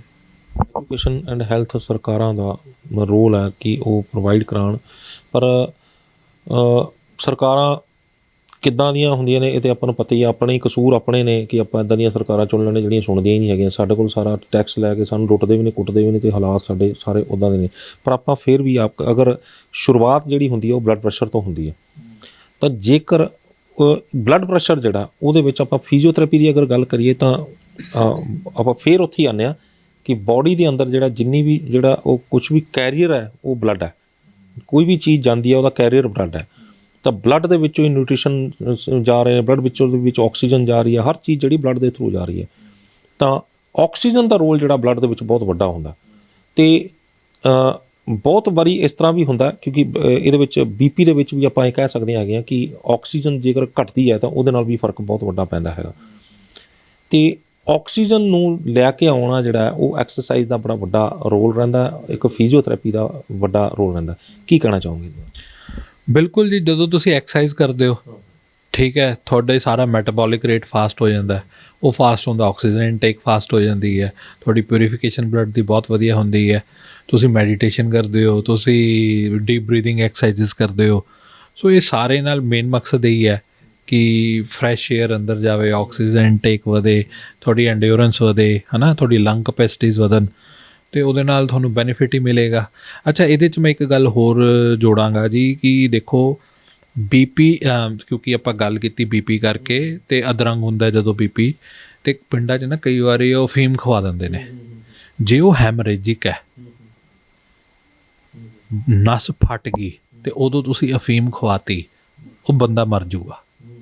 ਜੇ ਬਲੋਕੇਜ ਹੈ, ਠੀਕ ਹੈ, ਉਦੋਂ ਨਹੀਂ ਮਰੂਗਾ। ਪਰ ਜੇ ਹੈਮਰੇਜਿਕ ਹੈ, ਬੀਪੀ ਜ਼ਿਆਦਾ ਹੋਇਆ ਸੀ, ਤੁਸੀਂ ਅਫੀਮ ਖਵਾਤੀ, ਉਹਨੇ ਬਲੱਡ ਵੈਸਲ, ਉਹਨੇ ਖੂਨ ਨੇ ਰੁਕਣਾ ਨਹੀਂ ਹੈ, ਫਿਰ ਮਰਨ ਦੇ ਚਾਂਸਸ ਵੱਧ ਜਾਂਦੇ ਆ। ਹਾਂ, ਇਹ ਇੱਕਦਮ ਮੇਰੇ ਦਿਮਾਗ 'ਚ ਆਇਆ। ਸੋ ਇਹ ਪਿੰਡਾਂ 'ਚ ਕਈ ਵਾਰ ਕਹਿੰਦੇ ਆ ਉਹ ਇਹਨੂੰ ਅਧਰੰਗ ਹੋ ਗਿਆ ਜੀ, ਉਹ ਅਫੀਮ ਦੇ ਦਿਓ ਠੀਕ ਹੋ ਜਾਊਗਾ। ਸੋ ਇਹ ਥੋੜ੍ਹਾ ਜਿਹਾ ਦੇਖਣਾ ਪੈਣਾ। ਅੱਛਾ, ਕਈ ਵਾਰ ਕੀ ਹੁੰਦਾ, ਹਾਰਟ ਦਾ ਪੇਸ਼ੈਂਟ ਹੁੰਦਾ, ਉਹ ਬਲੱਡ ਥਿਨਰ ਖਾ ਰਿਹਾ ਹੁੰਦਾ ਹੈ ਨਾ, ਐਂਟੀਕੋਗੂਲੈਂਟ ਖਾ ਰਿਹਾ ਹੁੰਦਾ, ਕਈ ਵਾਰ ਉਹ ਹੈਮਰੇਜਿਕ ਹੋ ਜਾਂਦਾ, ਉਹਦੇ ਕਰਕੇ ਉਹ ਰੁਕਦਾ ਨਹੀਂ ਹੈ। ਸੋ ਇਹ ਜਿਹੜੀਆਂ ਕਈ ਵਾਰ ਕੰਪਲੀਕੇਸ਼ਨਸ ਵੀ ਆ ਜਾਂਦੀਆਂ ਨੇ। ਸਾਇਲੈਂਟ ਹਾਰਟ ਅਟੈਕ ਦਾ ਕਾਰਨ ਵੀ ਬਣਦਾ ਜੇ ਆਪਾਂ ਬਲੱਡ ਥਿਨਰ ਖਾ ਰਹੇ ਹਾਂ ਤਾਂ। ਦੇਖੋ, ਹਰ ਚੀਜ਼ ਦਾ ਕਿੱਥੇ ਪੋਜ਼ਿਟਿਵ ਹੈ, ਕਿੱਥੇ ਨੈਗੇਟਿਵ ਹੈ। ਸੋ ਇਹ ਇੱਕਦਮ ਮੇਰੇ ਧਿਆਨ 'ਚ ਆਇਆ। ਮੈਨੂੰ ਇਹ ਹੈ ਕਿ ਮੈਂ ਦਰਸ਼ਕਾਂ ਨੂੰ ਇਹ ਵੀ ਦੱਸਾਂ ਕਿ ਪਿੰਡਾਂ 'ਚ ਕਹਿ ਦਿੰਦੇ ਅਫੀਮ ਖਵਾ ਦਿਓ ਜੀ। ਸੋ ਇਹ ਦੇਖੋ, ਕੋਸ਼ਿਸ਼ ਇਹ ਕਰੋ ਜਦੋਂ ਵੀ ਕੋਈ ਤੁਹਾਨੂੰ ਲੱਗੇ, ਹੈ ਨਾ, ਅਤੇ ਇਹ ਮੈਂ ਅਰਲੀ ਸਿੰਪਟਮ ਦੱਸਣਾ ਚਾਹਾਂਗਾ ਕਿ ਜੇ ਅਧਰੰਗ ਹੋ ਰਿਹਾ ਹੋਵੇ ਤਾਂ ਮਰੀਜ਼ ਸਿਰ ਦਰਦ ਬੋਲੂਗਾ, ਠੀਕ ਹੈ, ਉਹਨੂੰ ਵਿੱਚ ਅਚਮੀ ਲੱਗੂਗੀ, ਬੇਚੈਨੀ ਹੋਊਗੀ, ਘਬਰਾਹਟ ਹੋਊਗੀ। ਹਾਂ, ਬਿਲਕੁਲ ਬਿਲਕੁਲ ਬਿਲਕੁਲ। ਉਹਦੇ 'ਚ ਨਾ ਫਿਰ ਜੇ ਹੋ ਰਿਹਾ ਤਾਂ ਉਹ ਕਹੂਗਾ ਮੇਰਾ ਹੱਥ ਨਹੀਂ ਚੱਲ ਰਿਹਾ ਜਾਂ ਜ਼ੋਰ ਨਹੀਂ ਫੜ ਰਿਹਾ, ਉਹਨੂੰ ਲੱਗੂਗੀ ਇਹ ਕੰਮ ਕਿਉਂ ਨਹੀਂ ਕਰ ਰਿਹਾ, ਹੈ ਨਾ। ਉਹਦਾ ਮੂੰਹ ਟੇਢਾ ਹੋਣਾ ਸ਼ੁਰੂ ਹੋ ਜਾਊਗਾ ਇੱਕ ਪਾਸਾ, ਅਤੇ ਉਹ ਆਲ ਆਫ ਸਡਨ ਐ ਅੱਗੇ ਨੂੰ ਗਿਰ ਜੂਗਾ ਤੁਹਾਡੇ ਸਾਹਮਣੇ ਦੇਖਦੇ ਦੇਖਦੇ, ਠੀਕ ਹੈ। ਇਹਦਾ ਮਤਲਬ ਉਹਨੂੰ ਅਧਰੰਗ ਹੋ ਗਿਆ, ਠੀਕ ਹੈ। ਸੋ ਇਹ ਜਿਹੜੀਆਂ ਚੀਜ਼ਾਂ ਨੇ ਇਹ ਅਰਲੀ ਸਿੰਪਟਮਸ ਨੇ। ਡਾਕਟਰ ਸਾਹਿਬ, ਜੇ ਇਹਦੇ 'ਚ ਇਮੀਡੀਏਟਲੀ ਤੁਹਾਨੂੰ ਹਸਪੀਟਲ ਰਸ਼ ਕਰਨਾ ਚਾਹੀਦਾ। ਜੇ ਤੁਸੀਂ ਦੇਖੋ 2 ਘੰਟੇ ਦੇ ਵਿੱਚ ਜੇ ਕਿਸੇ ਨੂੰ ਅਧਰੰਗ ਹੋ ਰਿਹਾ ਤਾਂ 2 ਘੰਟੇ ਦੇ ਵਿੱਚ ਵੀ ਤੁਸੀਂ ਜੇ ਹਸਪੀਟਲ ਪਹੁੰਚ ਗਏ, ਤੁਹਾਡਾ ਬਹੁਤ ਨੁਕਸਾਨ ਹੋਣ ਤੋਂ ਬਚ ਸਕਦਾ ਹੈ, ਬਹੁਤ ਬਚਾਅ ਹੋ ਸਕਦਾ ਹੈ, ਠੀਕ ਹੈ।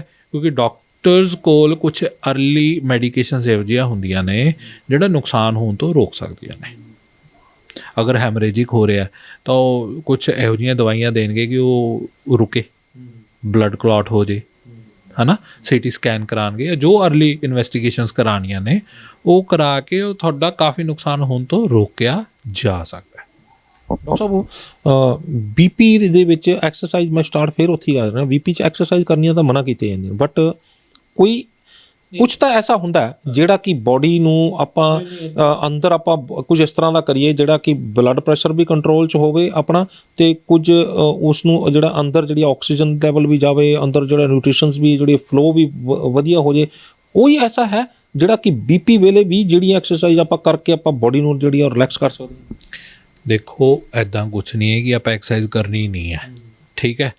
ਇਹ ਦੇਖੋ, ਹਾਰਟ ਰੇਟ, ਬੀਪੀ ਇਹ ਵਾਈਟਲਸ 'ਚ ਆ ਜਾਂਦੇ ਨੇ, ਹੈ ਨਾ। ਅਗਰ ਤੁਹਾਡਾ ਬੀਪੀ ਨੋਰਮਲ ਹੈ, ਰੈਸਟਿੰਗ 'ਚ ਨੋਰਮਲ ਹੈ, ਆਪਾਂ ਬੈਠੇ ਹਾਂ, ਆਪਣਾ 80-120 ਹੋਣਾ ਚਾਹੀਦਾ।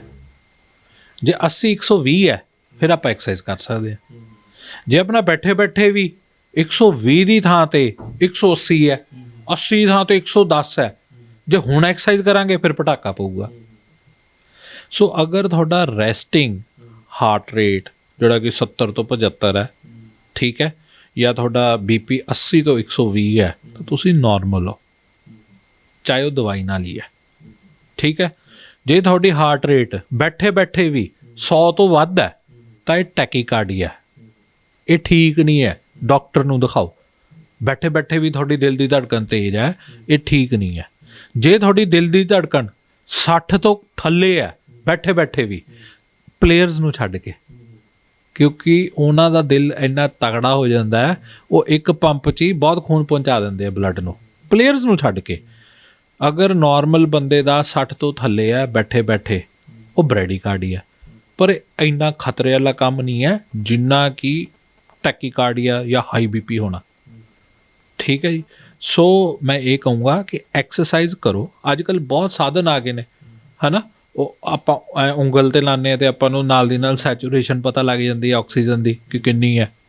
ਆਹ ਕਰੋਨਾ ਤੋਂ ਪਹਿਲੇ ਆਮ ਬੰਦੇ ਨੂੰ ਪਤਾ ਹੀ ਨਹੀਂ ਹੁੰਦਾ ਸੀਗਾ, ਠੀਕ ਹੈ ਜੀ। ਫਿਰ ਆਪਾਂ ਨੂੰ ਹਾਰਟ ਰੇਟ ਪਤਾ ਲੱਗ ਜਾਂਦਾ ਹੈ, ਪਲਸ ਰੇਟ ਪਤਾ ਲੱਗ ਜਾਂਦੀ ਹੈ। ਸੋ ਇਹ ਵਾਈਟਲਸ ਨੂੰ ਮੋਨੀਟਰ ਕਰਦੇ ਹੋਏ ਸਹਿੰਦੇ ਸਹਿੰਦੇ ਹੌਲੀ ਹੌਲੀ ਐਕਸਰਸਾਈਜ਼ ਜਦੋਂ ਕਰੋਗੇ ਤੁਹਾਡੀ ਕਪੈਸਿਟੀ ਵਧੂਗੀ। ਇਹਨੂੰ ਐਂਡਿਓਰੈਂਸ ਕਹਿੰਦੇ ਨੇ, ਠੀਕ ਹੈ। ਇੱਕ ਚੰਗਾ ਵਧੀਆ ਖੇਡਦਾ ਪਲੇਅਰ ਵੀ ਜੇ ਰੈਸਟ ਮੋਡ 'ਤੇ ਚਲੀ ਜੇ ਅਤੇ ਉਹ ਮੁੜ ਕੇ ਉਸ ਪੀਕ 'ਤੇ ਜਾਂਦੇ ਨਹੀਂ ਆਉਂਦਾ, ਉਹਨੂੰ ਵੀ ਪ੍ਰੈਕਟਿਸ ਕਰਨੀ ਪੈਂਦੀ ਹੈ, ਠੀਕ ਹੈ। ਸੋ ਰੱਬ ਨੇ ਸਰੀਰ ਬਹੁਤ ਵਧੀਆ ਬਣਾਇਆ, ਇਹਨੂੰ ਜਿੰਨਾ ਵਰਤਾਂਗੇ ਉਨਾ ਹੀ ਇਹ ਠੀਕ ਰਹੂਗਾ।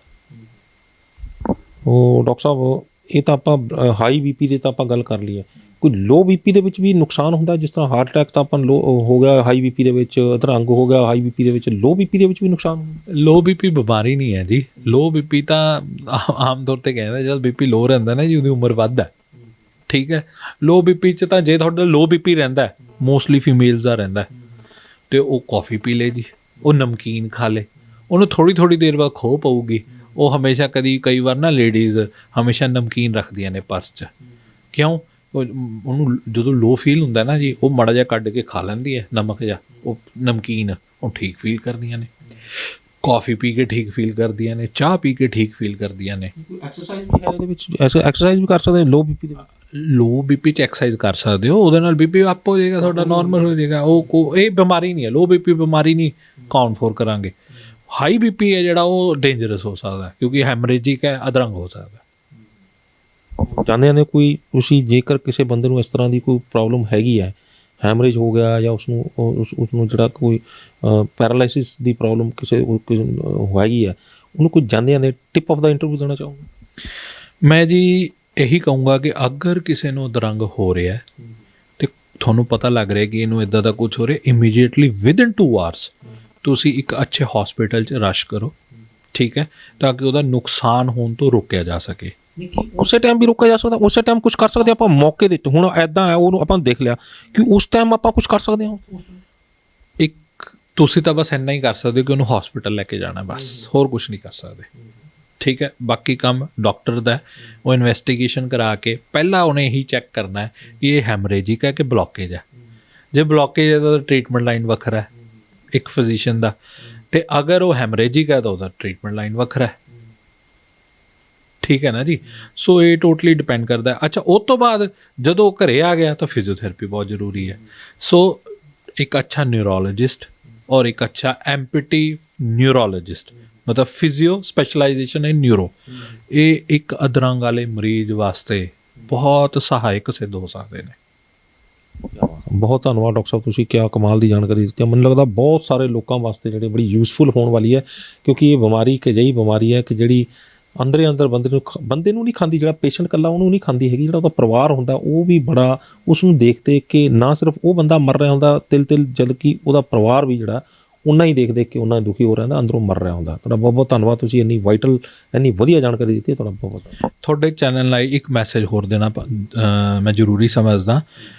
ਸ਼ਹੀਦੀ ਜੋੜ ਸਭਾ 25, 26, 27 ਨੂੰ ਫਤਿਹਗੜ੍ਹ ਸਾਹਿਬ ਹਰ ਸਾਲ ਦੀ ਤਰ੍ਹਾਂ ਅਸੀਂ ਫ੍ਰੀ ਫਿਜ਼ੀਓਥੈਰੇਪੀ ਕੈਂਪ 3 ਦਿਨ ਲਗਾਤਾਰ ਉੱਥੇ ਲਗਾਉਂਦੇ ਹਾਂ ਜੀ।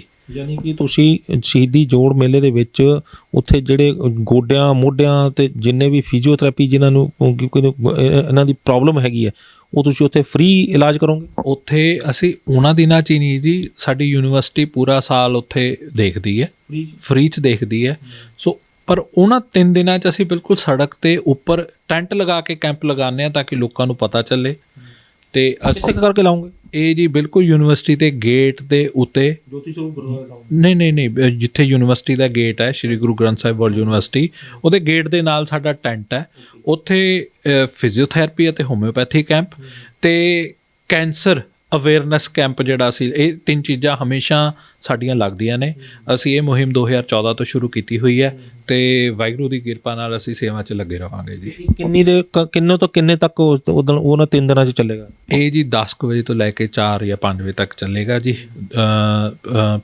25 ਨੂੰ, 26 ਨੂੰ ਅਤੇ 27 ਨੂੰ 1 ਜਾਂ 2 ਵਜੇ ਤੱਕ ਚੱਲੇਗਾ। ਬਹੁਤ ਬਹੁਤ ਧੰਨਵਾਦ। ਬਹੁਤ ਬਹੁਤ ਧੰਨਵਾਦ ਤੁਹਾਡਾ, ਤੁਸੀਂ ਮੈਨੂੰ ਮੌਕਾ ਦਿੱਤਾ ਅਤੇ ਲੋਕਾਂ ਤੱਕ ਕਈ ਸੰਦੇਸ਼ਾਂ ਲੈ ਜਾਣ 'ਚ ਮੇਰੀ ਮਦਦ ਕੀਤੀ। ਸ਼ੁਕਰੀਆ ਜੀ। ਸੋ ਇਹ ਸਨ doctor ਪੰਕਜਪ੍ਰੀਤ Singh, physiotherapy department Shri Guru Granth Sahib world university ਦੇ ਮੁਖੀ ਨੇ, PhD ਨੇ ਫਿਜ਼ੀਓਥੈਰੇਪੀ ਦੇ ਵਿੱਚ। ਬੜੇ VVIP ਪੇਸ਼ੈਂਟਸ ਨੂੰ ਜਿਹੜਾ ਦੇਖਣ ਦਾ ਇਹਨਾਂ ਕੋਲ ਤਜਰਬਾ ਹੈਗਾ, ਸਪੋਰਟਸ ਦੀ ਮਹਾਰਤ ਹੈਗੀ, ਸਪੋਰਟਸ ਫਿਜ਼ੀਓਥੈਰੇਪੀ ਦੀ ਮਹਾਰਤ ਹੈਗੀ ਹੈ। ਕਾਮਨਵੈਲਥ ਖੇਡਾਂ ਦੇ ਵਿੱਚ ਜਿਹੜੀ ਹੈ ਉਹ ਇੰਡੀਅਨ ਟੀਮਾਂ ਦੇ ਨਾਲ ਵੀ ਜਾ ਚੁੱਕੇ ਨੇ, ਸਰਕਾਰੀ ਹੌਸਪੀਟਲ ਦੇ ਵਿੱਚ ਵੀ ਆਪਣੀਆਂ ਸੇਵਾਵਾਂ ਨਿਭਾ ਚੁੱਕੇ ਨੇ। ਬੜਾ ਲੰਬਾ ਤਜਰਬਾ ਹੈਗਾ ਔਰ ਅੱਜ ਇਹਨਾਂ ਨੇ ਸਾਨੂੰ ਇਹ ਜਾਣਕਾਰੀ ਦਿੱਤੀ ਹੈ ਕਿ ਕਿਸ ਤਰੀਕੇ ਦੇ ਨਾਲ ਅਸੀਂ ਜੇਕਰ ਬਲੱਡ ਪ੍ਰੈਸ਼ਰ ਕਿਸੇ ਨੂੰ ਹੈਗਾ ਤਾਂ ਉਹ ਬਲੱਡ ਪ੍ਰੈਸ਼ਰ ਹੌਲੀ ਹੌਲੀ ਕਿਸ ਤਰੀਕੇ ਦੇ ਨਾਲ ਅੱਗੇ ਵੱਧ ਕੇ ਉਹ ਹਾਰਟ ਅਟੈਕ ਦਾ ਕਾਰਨ ਬਣਦਾ, ਕਿਸ ਤਰੀਕੇ ਨਾਲ ਅੱਗੇ ਵੱਧ ਕੇ ਉਹ ਹੈਮਰੇਜ ਦਾ ਕਾਰਨ ਬਣਦਾ, ਤੇ ਕਿਸ ਤਰੀਕੇ ਉਹ ਵੱਧ ਕੇ ਜਿਹੜਾ ਅੱਗੇ ਜਾ ਕੇ ਉਹ ਫਿਰ ਅਧਰੰਗ ਦਾ ਰੂਪ ਧਾਰਨ ਕਰ ਜਾਂਦਾ। ਕੀ ਕਿੱਦਾਂ ਅਸੀਂ ਇਸ ਨੂੰ ਰੋਕ ਸਕਦੇ ਹਾਂ, ਤੇ ਜੇਕਰ ਹੋ ਜਾਂਦਾ ਤਾਂ ਉਹਨਾਂ ਹਾਲਾਤਾਂ ਦੇ ਵਿੱਚ ਅਸੀਂ ਕਿਸ ਤਰੀਕੇ ਦੇ ਨਾਲ ਰਿਕਵਰੀ ਕਰਨੀ ਹੈ। ਬਹੁਤ ਜ਼ਿਆਦਾ ਧੀਰਜ ਰੱਖਣ ਦੀ ਲੋੜ ਪੈਂਦੀ ਹੈ, ਪਰਿਵਾਰ ਨੂੰ ਵੀ, ਪੇਸ਼ੈਂਟ ਨੂੰ ਵੀ, ਅਤੇ ਪਰਿਵਾਰ ਨੂੰ ਦੱਸਣਾ ਪੈਂਦਾ ਵੀ ਅਸੀਂ ਇੰਨੀ ਦੇਰ ਦੇ ਵਿੱਚ ਅਸੀਂ ਇਹਦੀ ਰਿਕਵਰੀ ਕਰਾਂਗੇ।